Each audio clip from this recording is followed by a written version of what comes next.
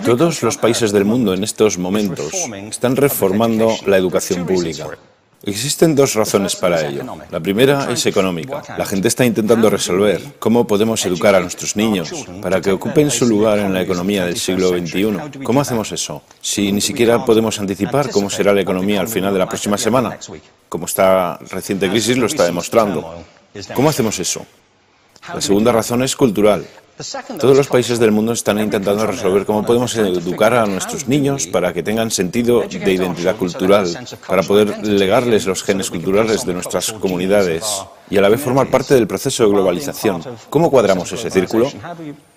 El problema es que están intentando enfrentarse al futuro, a base de hacer lo mismo que en el pasado. Y en el proceso están alineando a millones de niños que no ven ninguna utilidad en asistir a la escuela. Cuando nosotros íbamos al colegio, nos retenían allí con la historia de que si trabajábamos mucho y sacábamos buenas notas y luego estudiábamos un título universitario, tendríamos un trabajo. Nuestros hijos no se creen eso. Y hacen bien, por cierto. Es mejor tener una titulación que no tenerla, pero ya no es ninguna garantía. Y especialmente no lo es si el camino hacia ella marginaliza la mayoría de cosas que tú consideras importantes acerca de ti mismo. Hay gente que dice que hay que subir los estándares, que eso sería un avance. Ah, ¿sí? Sí, lo deberíamos hacer. ¿Y por qué ibas a querer rebajarlos? No me he encontrado con ningún argumento que me convenza para bajarlos. Pero subirlos, por supuesto que habría que subirlos. El problema es que el sistema educativo actual fue diseñado, concebido y estructurado para una era diferente. Fue concebido en la cultura intelectual de la Ilustración y en las circunstancias económicas de la Revolución Industrial. Antes de la mitad del siglo XIX no había sistemas educativos públicos. En realidad, no. O sea, podrías estudiar con los jesuitas si tenías dinero, pero la educación pública, pagada con los impuestos, obligatoria para todo el mundo, gratuita y a la vuelta de la esquina, era una idea revolucionaria. Y mucha gente se opuso a ello. Decían, no es posible para muchos niños pobres que están en la calle beneficiarse de la educación pública. Son incapaces de leer y escribir. ¿Por qué perder tiempo con esto?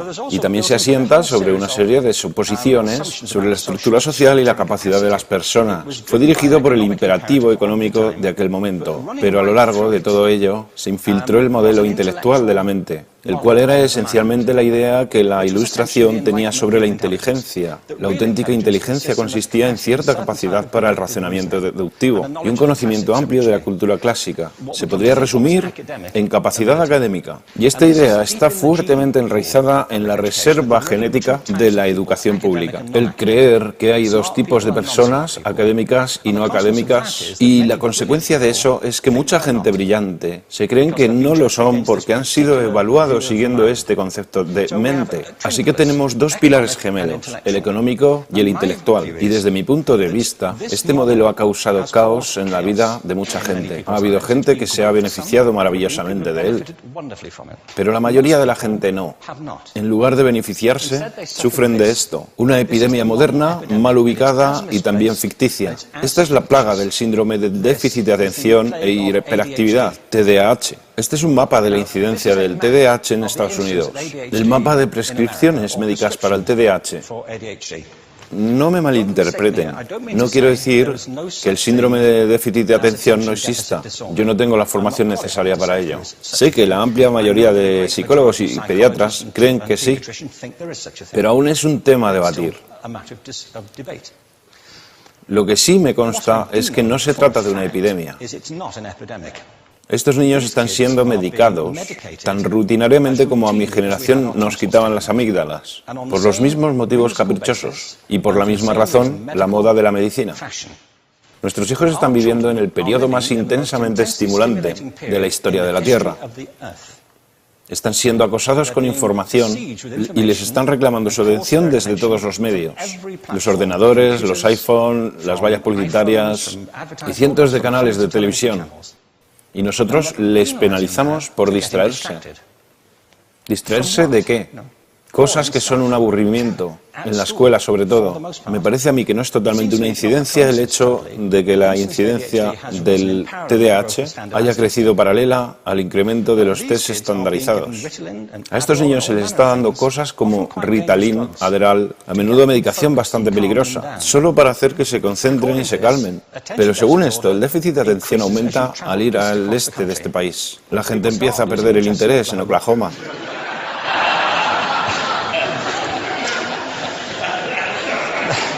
Ya casi no pueden pensar en Arkansas. Y para cuando llegan a Washington, lo han perdido completamente. Y hay distintas razones para ello. Es una epidemia ficticia.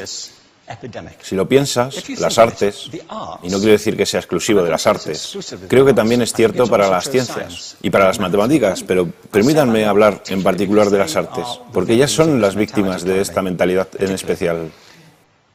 Las artes tratan especialmente la idea de experiencia estética.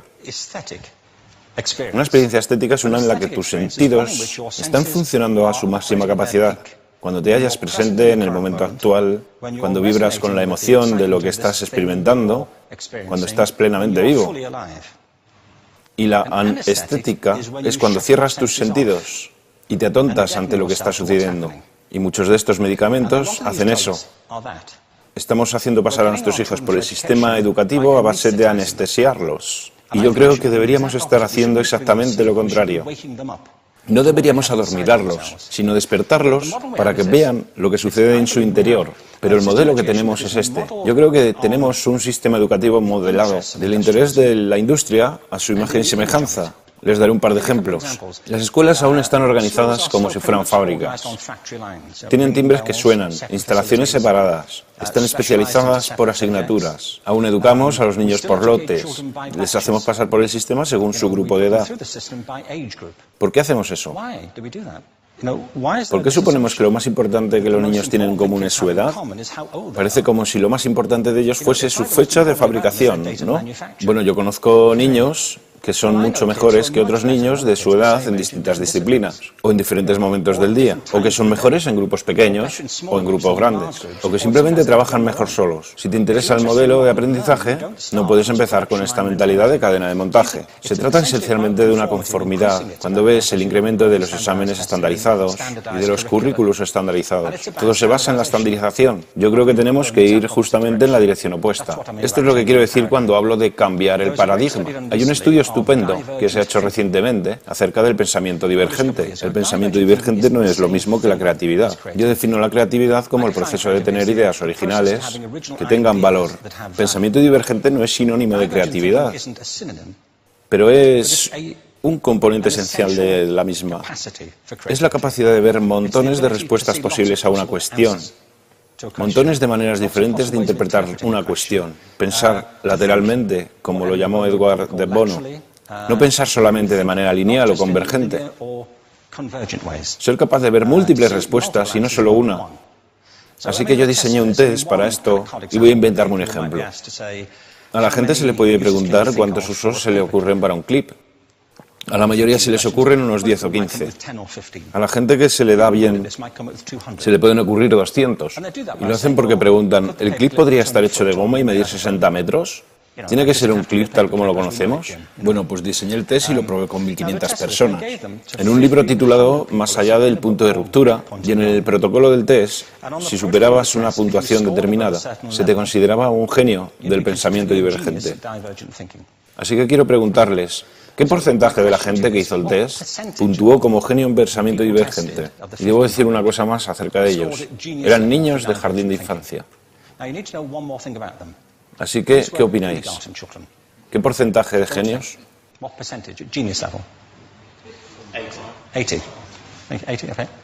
98%.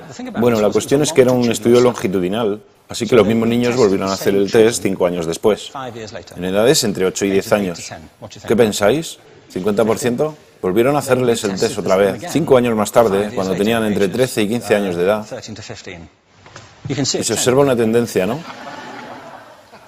Bueno, esto nos indica algo interesante, porque se supone que tendría que ser al revés, ¿no? Empiezas no siendo muy bueno, pero mejoras a medida que te haces mayor. Pero esto demuestra dos cosas. Una es que todos nosotros tenemos esta capacidad. Y la otra es que esta capacidad se deteriora en general. Muchas cosas les han pasado a estos niños durante su crecimiento, pero yo estoy convencido que lo que más les ha influenciado es que a estas alturas ya han obtenido una educación académica. Se han pasado 10 años en la escuela, oyendo que solo hay una respuesta correcta. Esta es la parte de atrás del libro, pero no la mires. Y no copies, porque eso es engañar. Fuera de las escuelas, a eso se le llama colaboración. Esto no sucede porque los docentes así lo quieran. Es simplemente porque sucede así. Es porque se halla presente en la reserva genética de la educación. Tenemos que pensar de forma diferente acerca de la capacidad humana. Tenemos que superar esta vieja idea acerca de lo académico y lo no académico, lo abstracto, lo teórico, lo vocacional, y empezar a verlo como lo que es, un mito. En segundo lugar, tengo que reconocer que la mayor parte de las veces el buen aprendizaje se da en grupos y que la colaboración es lo que alimenta el crecimiento. Si atomizamos a las personas, las separamos y los juzgamos por separado, formamos una especie de desconexión entre ellos y su ambiente de aprendizaje natural. Y en tercer lugar, un asunto importante es la cultura de nuestras instituciones, los hábitos de estas instituciones y los hábitats que ocupan.